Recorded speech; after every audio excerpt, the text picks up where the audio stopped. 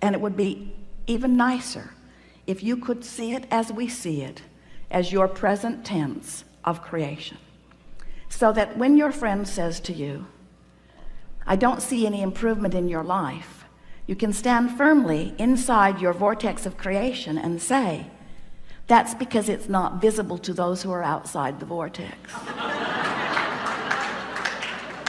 And they will say, have you seen a doctor lately? And you will say, there are no doctors in the vortex of creation.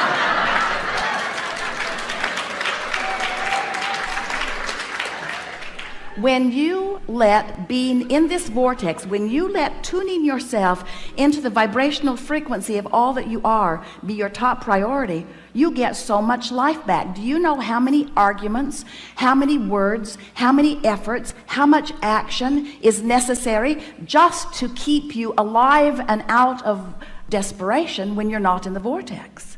In other words, it's a big effort to live this life when you're counting on your words and your action and your effort to make it happen. It's interesting. You could just have a conversation with one very well-meaning mother about her child that she adores more than life itself, and listen to all of the gyrations that she is going through in order to sort of kind of understand what's going on with her little boy and put it in the proper perspective, when really all she needs to do is step away from whatever's bothering him and away from whatever's bothering her and focus upon something that gives her access to the vortex, and from inside the vortex everything's clear. You cannot lead from behind. And if you are not in the vortex, then you have nothing to give anyone. Sometimes people say, Abraham, it seems like you teach selfishness. And we say, we really, really, really, really do. Because selfishness, let's define it. Selfishness means vibrational alignment with self. And in order to understand that, you got to know who self really is. Self is source. Self is pure positive energy. Self is worthy. Self is clear-minded. Self is healthy. Self is full of vitality. Self is eager about life. And when you are willing to be selfish, which means you are willing to mimic the vibration of self, which means you're willing to release the thoughts that hold you apart from that and practice the thoughts that cause you alignment with that, which simply means you're selfish enough to care how you feel. That's when they call it selfish. People say, oh, you're so selfish, you're pleasing you. And what they mean is, you should please me? You're selfish because you please you, and I'm not selfish because I think you should please me instead of you? There's some screwy reasoning going on. And every time it matters to you to please them instead of you, oh, it's such short-term gain, such short-term gain. Because when you care about how someone else feels or how they are responding to you, so you behave in order to affect their response to you, you do them a very big disservice, because you teach them that through action and demand or cajole or control or power, that they can wrestle their life to the ground. And there's hardly going to be anybody as cooperative as you. Think about it. Have you ever had someone who was so cooperative they'd just do anything for you, and then they were the only one who would behave that way? So you just had that one friend?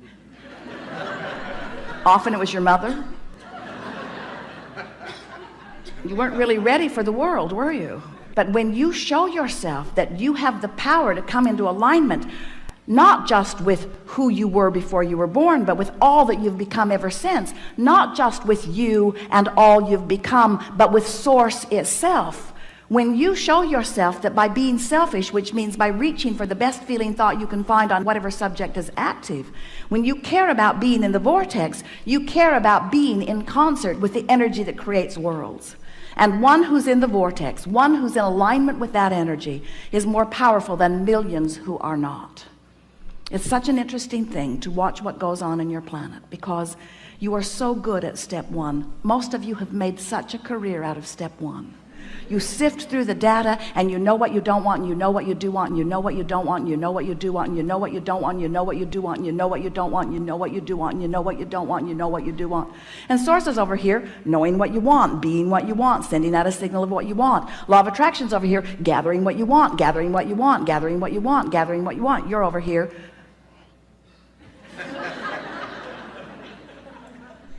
That's creating by default. That's going where the wind blows. That's complaining about whatever they're complaining about and feeling about whatever's happening. But when you decide that you're going to take control of your relationship to who you really are, when you decide that you're going to tend to this gap between you, wherever you are on whatever subject you're experiencing, and who you really are and what you know about the same, now life is going to take a new form and shape for you. You're going to feel exhilarated. You're going to feel satisfaction. Those who are watching you will see you as someone who seems to create tremendously with ease. Those who are watching you, especially those who don't really understand the power of this vortex and the power of your deliberate alignment with it, they'll call you lucky. Many times they'll be jealous of you, because they'll watch your fortunes amass and your funds surround you, and they'll watch you in satisfying life experience. And when they say to you, what do you know that I don't know? The only thing that you can say to them that is of any real value to them is, I figured out my relationship with me, and I'm constantly aware of my vibrational relationship to who I really am and what I really want. And I guide every thought I can to mesh with the wholeness that I am. I've become a deliberate thinker. I no longer create by default. I think on purpose, I speak on purpose, I act on purpose, and I don't do any of it unless I'm in the vortex. What do you mean? What's a vortex? What do you mean? What is a vortex? A vortex is a vibrational state of being that is the precursor of all positive motion forward of all that is. It's like encapsulated, condensed, straight up source. It's pure positive energy. It's the holding tank. It's the anchor. It's the touchstone. It's the place where all dreams and wishes and hopes are held until we find vibrational alignment with them. It's the eternal pool of well-being to which each of us have added mightily along the path of our physical experience. So this vortex, it is a reality even though you can't see it, but you can feel it. You know how your dog hears things you can't hear and smells things you don't want to smell? Because your dog has more acute sensitivity to sound than you do. Sound is just vibration, and hearing is just translating it. Smelling is just translating vibration. This vortex is something that while you can't see it, and while you may not be able to hear it, when you get in the vicinity of it, you can feel the deliciousness of it. And when you are far from it, you can feel the discord of not being close to it. Do you know that everything you feel all day, every day, is nothing more than feedback about your proximity to your vortex? So when you feel really ornery, you're vibrationally speaking not near your vortex. When you feel hopeful, you're right on the brink of it. In fact, this door to the vortex, this imaginary door in Abraham's fairy tale of the vortex, this vibrational entry point is somewhere between hope and belief. So when you feel hopeful about something, you're so in the vicinity that you'll be called in, you'll be swept in. Law of attraction will take you in. Law of attraction will take you in when there is not enough resistance to hold you out. How's that? If you weren't doing that thing you do that holds you apart from your vortex would take you in every time. When you slumber, in you go. But you wake up right where you were when you went in. If you go to sleep in the vortex, you wake up in the vortex. If you go to sleep not in the vortex, you wake up not in the vortex. Have you ever had an experience where you're ornery when you go to sleep? You sleep all night, you sleep pretty good, you wake up still ornery. So the vortex is the source of well-being, calling you home, so to speak, calling you to all that you've created. And when you are not clinging with resistance to some thought that keeps you from it, it takes you right in. So really, when we say we want you to get into the vortex, what we really mean, a much more accurate way of saying it is, we want you to stop doing that thing you do that keeps the vortex from taking you in easily. Oh, you're going, you're just not going willingly sometimes. In other words, when you croak, in you go. So wonderful to watch you die.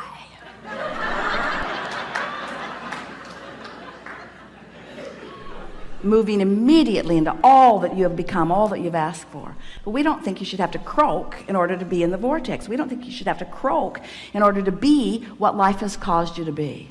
So, as we're moving forward today, we're eager to talk with you about whatever it is you want to talk about. And it is our desire to help you to find a vibrational stance, which means a mental approach, which means an attitude about whatever it is that you've got going on.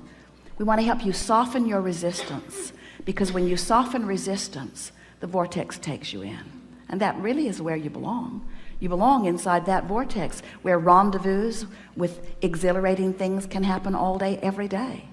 Do you know that if this time-space reality has the wherewithal to stimulate a desire, so that the desire is in present tense already gathered in this vortex of creation, that this time-space reality has the wherewithal to give it to you now. And the only reason there is a gap between you putting it in the vortex and it showing up where you and others can see it and smell it and hear it and taste it and touch it is because you've got more resistance about the subject going on than you do belief or expectation about the subject. That's all. You just got to move yourself into more expectation.